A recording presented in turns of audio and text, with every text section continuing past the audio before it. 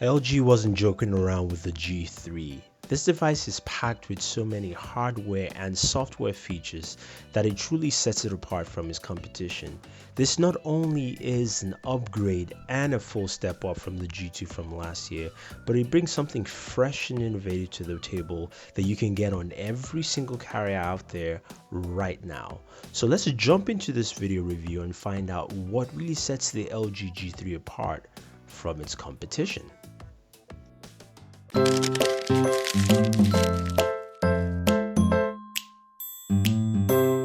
The first thing you notice about the LG G3 is its QHD display, which looks very vibrant, although it has some issues in direct sunlight. Now the build quality of this device is great with its 13 megapixel camera at the back, laser flash, dual LED, and of course that back button there, which is quite interesting. You've got your micro USB port there, and then of course you've got a removable back cover and micro SD expansion. Now like I said, this display looks great, and also the OS moves very smooth, which is something that's pretty cool.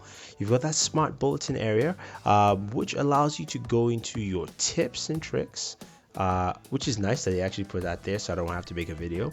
And also you do have LG Health, which is similar to S Health from Samsung, and other companies have that, and it's a nice feature that's added in there, and I think that's something that does a very good job. Now like I said, this device is packed with a lot of features. You can get the 16 or 32 gigabyte variant, but the 32 gigabyte comes with 3 gigs of RAM, and it is so snappy. You can see how the software moves left and right all over the place. Now you've got this like smart bulletin menu, which gives you quick updates of different things around you, weather, and certain notifications that comes in, kind of similar to your notifications, but it does other things slightly differently. Now looking at the new notification setup that they have for the G3, is very robust. You have a slew of notifications you can add there. You can go out and edit that. You can move things around. You can see you can add more notifications. I can also move my brightness, for instance, to the very top of my notification tray, which is taking me a while there, and I can go ahead and check that out, and you can see how it looks like all together. So as we move into the settings itself, you see that the settings also have a more robust feel. There's a lot of things they've done in here. For instance, you have Wi-Fi calling on Sprint, so for Sprint owners, Wi-Fi calling is available, which is pretty cool. Your Bluetooth, your mobile data in there. You've also got some additional changes in there. As we go into more settings, you find out that actually in share on contacts, you can see you also have Miracast built in, so you can actually share this or beam this directly to your TV, which is nice. I do like that feature there. Tethering is also available via Wi-Fi and Bluetooth in there, which is also nice that you do have some options. When we go into sound here, this is a very cool aspect here, because the speakers are actually pretty good. They give you some very good kick and volume to it. I'm surprised, especially from speakers placed at the rear of the device. I did like the sound quality of that, so I'm going to just play a quick sound clip from you. This is not actually music or anything. I'm just going to play a video, one of my videos from the YouTube channel, and so you guys can take a good listen. But again, look at that display, and just look at how that Wonder Woman photo just pops out while just browsing through there quickly as I hit this video. So take a good listen, guys.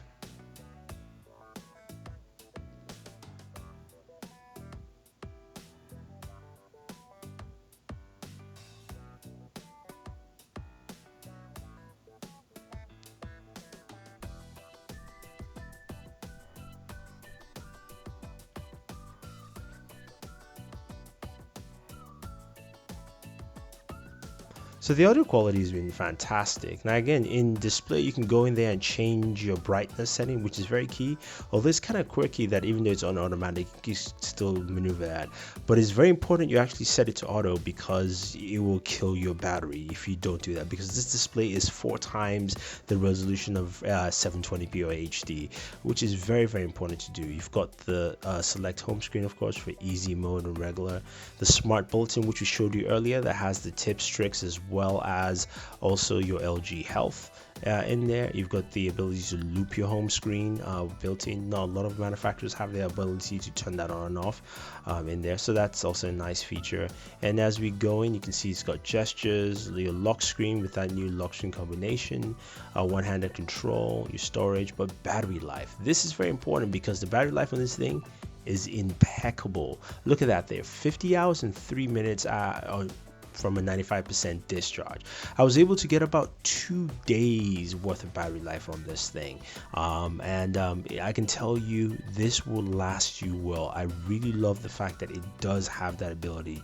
And another thing too is smart cleaning. Now this is something you get an app for in the App Store, but LG has built it in there. It's cooked into the OS, at least the overlay. I can go ahead and wipe out temporary files and also app caches that are available. I can clean all that stuff out, and also things in my downloadable folder. So that is there.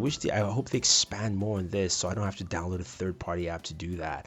You've got the default Messenger app, of course, and then you do have the dual window mode where you open up app files, so you can actually have that multi-view mode all together.